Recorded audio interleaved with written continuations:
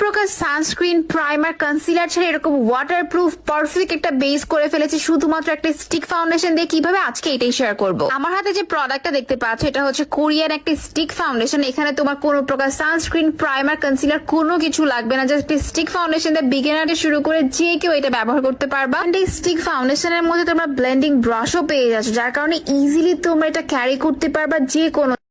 যে প্রোডাক্টটা দেখতে পাচ্ছ এটা হচ্ছে কোরিয়ান একটা স্টিক ফাউন্ডেশন। এখানে তোমার কোনো প্রকার সানস্ক্রিন, প্রাইমার, কনসিলার কোনো কিছু লাগবে না, জাস্ট স্টিক ফাউন্ডেশন দিয়ে বিগিনার থেকে শুরু করে যে কেউ এটা ব্যবহার করতে পারবা। এই স্টিক ফাউন্ডেশনের মধ্যে তোমরা ব্লেন্ডিং ব্রাশও পেয়ে যাচ্ছ, যার কারণে ইজিলি তোমরা এটা ক্যারি করতে পারবা যে কোনো জায়গায়। Just look at the coverage.